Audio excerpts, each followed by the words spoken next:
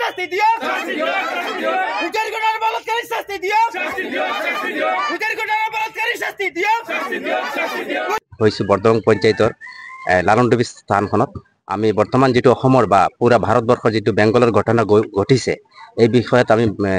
নিশ্চয়কৈ মৰ্মাহত আৰু বহুত দুখ পাই আছো ৰাইজে আৰু এইটো পৰিস্থিতি যদি হয় আমাৰ আগন্তুক দিনত তেতিয়া হলে আমাৰ যেটো সমাজৰ যেটো ৰীতি নীতি এটো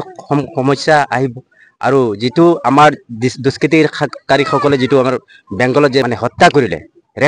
ৰেপ কৰিলে এইটো বিষয়ত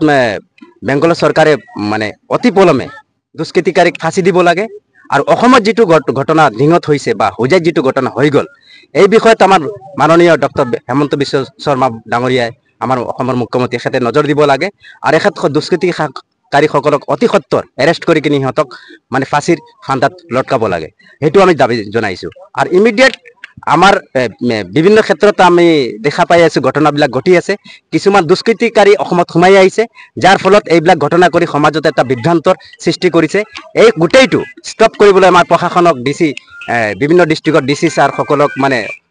এক্টিভ কৰিব লাগিব যাতে এইবিলাক ঘটনা ঘটিব নালাগে আৰু সমাজত এটা বিশৃংখল ঘটিব নালাগে আমি সকলোৱে জানে আমাৰ প্ৰধানমন্ত্ৰীৰ যেটো স্লোগান আছিল বেটি বাঁচাও বেটি পঢ়াও কিন্তু বৰ্তমান দেখা গৈছে যে আমাৰ মহিলাসকলৰ ওপৰত যেটো নিৰ্যাতন চলি আছে হেতু নিৰ্যাতনৰ কাৰণে আজি সমাজখন এটা একদম অধপতন গৈ আছে গতিকে ইমিডিয়েট চৰকাৰে এটো প্ৰশাসনে ব্যৱস্থা ল'ব লাগে যাতে এইবিলাক ঘটনা পৰা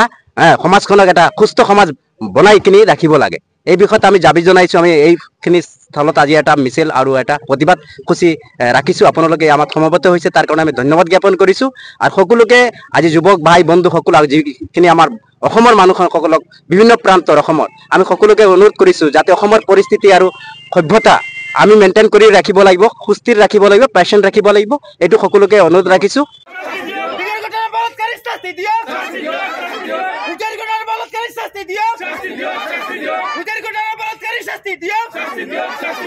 হইছো বৰ্তমান পঞ্চায়তৰ লালনডুবি স্থানখনত আমি বৰ্তমান যেটো অসমৰ বা পুৰা ভাৰতবৰ্ষৰ যেটো বেংগলৰ ঘটনা ঘটিছে এই বিষয়ত আমি নিশ্চয়কৈ মৰ্মাহত আৰু বহুত দুখ পাই আছো ৰাইজে আৰু এইটো পৰিস্থিতি যদি হয় আমাৰ আগন্তুক দিনত তেতিয়া হলে আমাৰ যেটো সমাজৰ যেটো ৰীতি নীতি এটো সমস্যা আহিব আৰু যেটো আমাৰ দুষ্কৃতিকাৰীসকলে যেটো আমাৰ বেংগলত যে মানে হত্যা কৰিলে ৰেপ কৰিলে এইটো বিষয়ত বেংগল চৰকাৰে মানে অতি পলমে দুষ্কৃতিকাৰীক ফাঁসি দিব লাগে আৰু অসমত যেটো ঘটনা ধিঙত হৈছে বা হোজাইত যেটো ঘটনা হৈ গল এই বিষয়ত আমাৰ মাননীয় ডক্টৰ হেমন্ত বিশ্ব শৰ্মা ডাঙৰীয়াই আমাৰ অসমৰ মুখ্যমন্ত্ৰী এখেতে নজৰ দিব লাগে আৰু এখেত দুষ্কৃতিকাৰীসকলক অতি সত্তৰ এৰেষ্ট কৰি কিনি সিহঁতক মানে ফাঁসিৰ ফান্দাত লটকাব লাগে হেতু আমি দাবী জনাইছো আৰু ইমিডিয়েট আমাৰ বিভিন্ন ক্ষেত্ৰত আমি দেখা পাই আছো ঘটনাবিলাক ঘটি আছে কিছুমান দুষ্কৃতিকাৰী অসমত সোমাই আহিছে যাৰ ফলত এইবিলাক ঘটনা কৰি সমাজত এটা বিভ্ৰান্তৰ সৃষ্টি কৰিছে এই গোটেইটো ষ্টপ কৰিবলৈ আমাৰ প্ৰশাসনক ডিসি বিভিন্ন ডিস্ট্ৰিক্টৰ ডিসি ছাৰ সকলক মানে